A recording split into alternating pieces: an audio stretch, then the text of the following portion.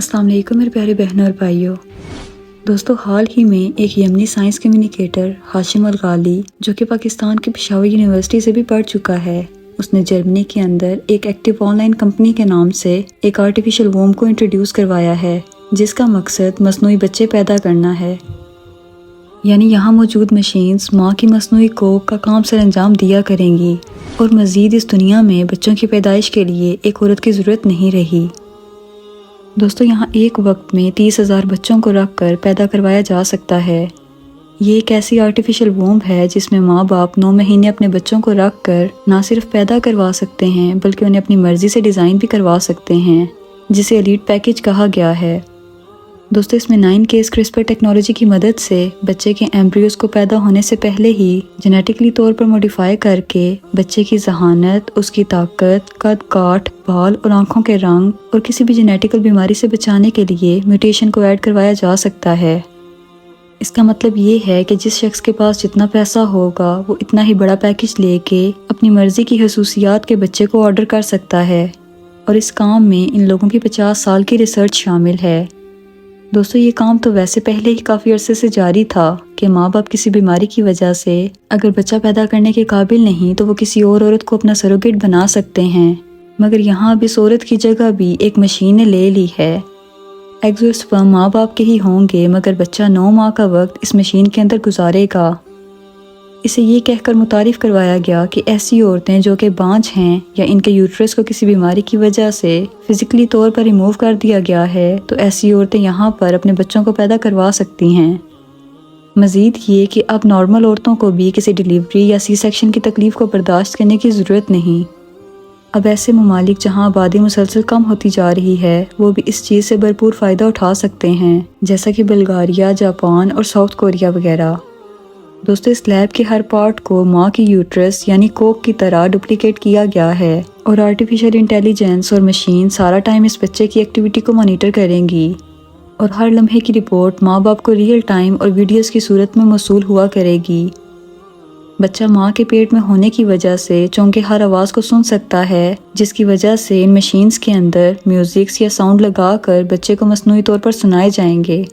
اور اسی مشین سے عارضی طور پر بچوں کو خوراک بھی ان کی ضرورت کے مطابق مہیا کی جائے گی۔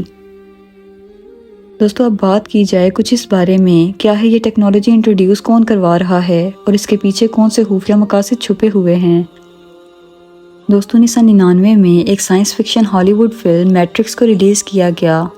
جس کے ایک سین میں دکھایا گیا کہ انسانوں کو اپنی ضروریات پوری کرنے کے لیے بہت جلد مشینوں کا سہارا لینا پڑے گا، خاص طور پر آرٹیفیشل انٹیلیجنس کا، اور ان مشینوں کو کام کرنے کے لیے ایک نہ ختم ہونے والی انرجی کی ضرورت ہے۔ مگر پھر دکھایا گیا کہ زمین پر کسی بڑی جنگ کے بعد سورج کی کرنیں نہ پڑنے کی وجہ سے سولر انرجی کو استعمال میں نہیں لایا جا سکتا، لہٰذا انسانوں کو یہ مشینز فصلوں کی صورت میں پروڈیوس کر رہی ہیں تاکہ ان انسانوں کے بچوں کو پگھلا کر ان سے انرجی حاصل کی جا سکے۔ کیونکہ انسان کا جسم، جس میں اسپیشلی دماغ 120 وولٹ کی بیٹری سے بھی زیادہ بائیو الیکٹریسٹی کو پیدا کر سکتا ہے، اور 25,000 یونٹ آف انرجی ہیٹ جس کو فیوژن ری ایکشن سے جوڑ کر ان مشینز نے نہ ختم ہونے والی انرجی سورس کو ڈھونڈ لیا ہے۔ اب انسانوں کو یہ صرف اسی انرجی سورس کو حاصل کرنے کے لیے لیب کے اندر پیدا کرتی ہیں۔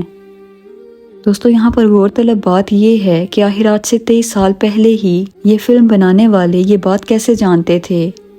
یا پھر اس کو یوں سمجھا جائے کہ یہ بھی ایسے ہی ایک پریڈکشن کی گئی جیسا کہ سمپسن کارٹونز میں مستقبل میں پیش آنے والے واقعات کی جاتی ہے، کیونکہ اب پوری دنیا صرف اور صرف چند سیکرٹ سوسائٹیز کے ہاتھ میں ہے جو جب چاہے جیسے چاہے اسے اپنے جھوٹے مسیحا دجال کی آمد کے لیے تبدیل کرتی جا رہی ہیں۔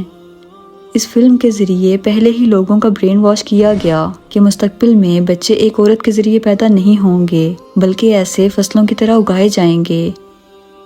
میٹرکس فلم کے علاوہ بھی اور کئی ہالی ووڈ فلمز میں یہ کانسیپٹ دکھایا گیا کہ مستقبل میں انسانوں کو پیدا ہونے کے لیے مزید ماں باپ پر ڈیپینڈنٹ نہیں ہونا پڑے گا بلکہ یہ کام مشینز اور ٹیکنالوجی سنبھالنے والی ہیں۔ دوستو، آئی پیٹ کوڈ کا نام شاید آپ نے سن رکھا ہو، اور جن کو اس کے بارے میں نہیں پتا انہیں بتاتی چلوں کہ یہ سٹینک سمبولزم سے بھری ہوئی ایک شارٹ ڈاکیومنٹری فلم ہے جو کہ 2012 میں ریلیز کی گئی، جو کہ آج بھی یوٹیوب پر موجود ہے، آپ دیکھ سکتے ہیں۔ یہ ایک ٹائم لائن کے ساتھ اس بات کا نقشہ کھینچ کر دکھاتی ہے کہ اینڈ ٹائمز یعنی جب دجال دنیا میں ظاہر ہوگا تو اس وقت کے حالات کیسے ہوں گے۔ اس کو سمجھنے کے لیے پہلے آپ کو اس میں استعمال ہونے والے تمام سیٹینک سمبلز کو سمجھنا ہوگا۔ دوستو اس ڈاکیومنٹری کے ایک سین پر اگر آپ غور کریں تو آپ دیکھیں گے کہ ایک انسان کے بچے کو انڈے کے اندر رکھ کر پیدا کیا جا رہا ہے، اور جس مشین کے اندر یہ بچہ موجود ہے اس کے ارد گرد ایک سانپ لپٹا ہوا ہے، اور ہم جانتے ہیں کہ اسلام میں سانپ کا مطلب دشمن سے لیا جاتا ہے۔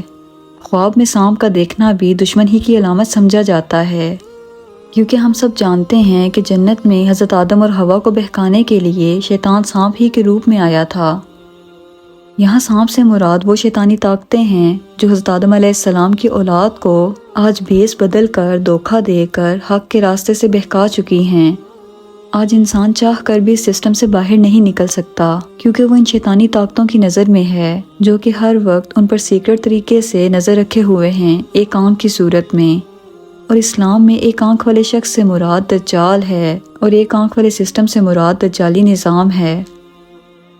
دوستو پھر اس سین کے بالکل اگلے ہی سین کے اندر دجال کو دنیا میں آتے دکھایا جاتا ہے،